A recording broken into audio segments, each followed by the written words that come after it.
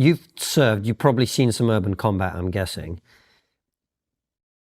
People like us who've never been in that situation, I hear, I have my own views on it and having sort of read and listened and whatever, but ultimately I've never been there. People talk about what's happening in Gaza and they say, it's genocide, it's this, it's that. And then other people say, well, look at the civilian to combatant death ratio. Actually, this is the most humane operation in history. What do you make of all of that? I think the people that are calling it genocide are either being intentionally dishonest or don't know what the word genocide means. I think that's very intentional on their behalf. When it comes to civilian casualties, there's a lot of people that like to do what I call Excel spreadsheet fighting. And what they do is they look at the Excel spreadsheet with Israeli military capability and Hamas military capability and say, why do they need to do all of this? Look how much more powerful they are.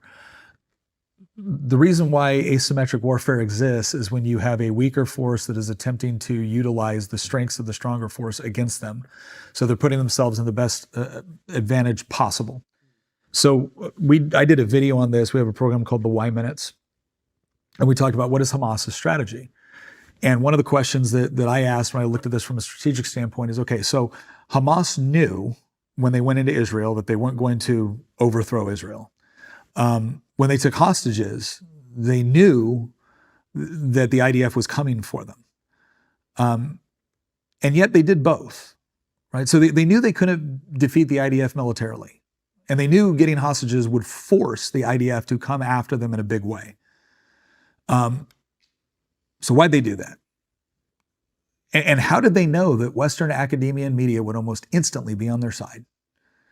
And the reason why is because a lot of these organizations have invested very, very heavily within American academia.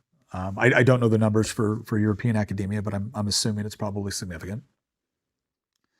At the same token, they understood that the way that you manipulate Western media and Western sensibility is civilian casualties. Because even though we can look at our own histories, whether it's the firebombing of Dresden or dropping atomic weapons on Nagasaki and Hiroshima, we've certainly been able to get over our problem with civilian casualties, but we also pride ourselves in attempting to avoid them to the extent possible and reasonable. Urban warfare makes it incredibly difficult to do that because the fight now is not my smart weapon against your AK-47. The weapon is now my guys, and the strategic advantage is they have aerial oversight, and they have body armor, right? And night vision, maybe, right? But they can buy night vision for $5,000 on the black market. So it's not like Hamas can't have access to that. And so now, if you're in a position where you benefit strategically from civilian casualties, you have the perfect environment to maximize that in a way that no other military can mitigate other than giving up. Because if I have to, I've been in that environment where you are kicking in multiple doors to try to get to your bad guy, and every other room, there's women and children. And we go through an incredible level of training in order to make sure that you hit the right target. But that's a complex environment, especially when that one time, women, kids moving on, and then the 12-year-old picks up an AK-47 and starts shooting. Is that a civilian casualty or is that a military-age male? Well, in that moment, that's a military-age male. You're shooting at me. That's not how it's going to be reported by Hamas to CNN, who will dutifully report X number of children killed on the objective. So what is considered reasonable mitigation of civilian casualties? Well, it isn't warning everybody ahead of time that I'm going to go into your neighborhood. It certainly isn't calling them on their cell phones ahead of time and saying, hey, we're about to attack this area. It isn't doing drones where you bring stuff down going, please leave the area, we're about to attack this house. And yet the IDF is doing those things. I'm sorry, but there is no measurement that we can utilize with respect to how militaries engage in combat operations with a legitimate and honest attempt to mitigate civilian casualties and not come to the conclusion that at the very least the Israeli ground forces have gone above and beyond whatever those standards might be.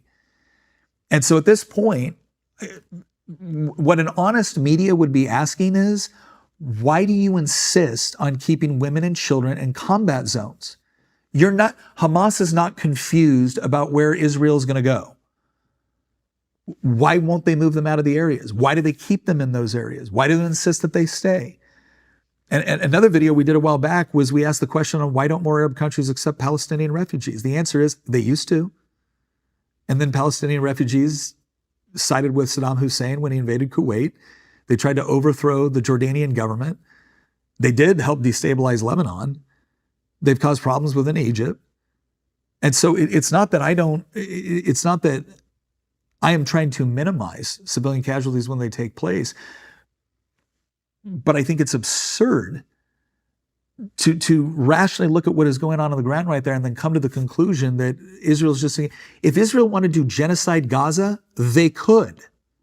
And it wouldn't have taken them this long. They didn't. Now let's ask the reverse question.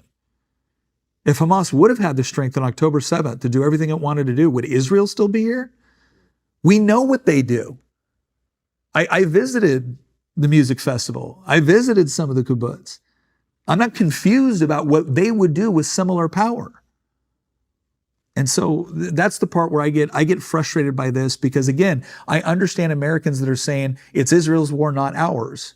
I get that. I get it when they say it's Ukraine's war, not ours. And I do believe that, again, we should think strategically about what our involvement is going to look like. But I also think that we shouldn't engage in this kind of moral relativism where it's just, well, it's just not our problem. Okay, not primarily. But Hamas actively seeking, targeting, and killing women and children because they believe it's perfectly morally justified, taking hostages. I'm looking at some of the people on the right, too, that are talking about this, especially some of the tough guys on the right. And I'm like, if it was your kid in Israel right now, you would not be calling ahead to see, hey, just wanted to let you know we're going to be coming in. You'd be kicking doors and beating the living piss out of people. So spare me your moral outrage when Israel wants to do the same thing. I once did the numbers. I was like, okay, if Mexico crossed into Texas, killed 40,000 people, and kidnapped another 1,500 to 2,000,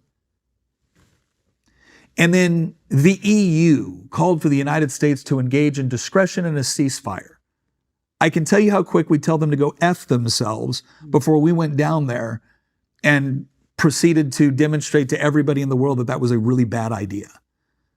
So I don't want Palestinians to die. I don't want Israelis to die. But if one side gets to continually engage in terrorist operations and start wars with the rest of the world just immediately calling for a ceasefire the moment you hit back, that's absurd. And what you've actually done, what the West has taught Hamas, is that the more civilian casualties you get, the more funding you get, and the more support you'll get. We've incentivized them killing their own civilians by not demanding that they not do that.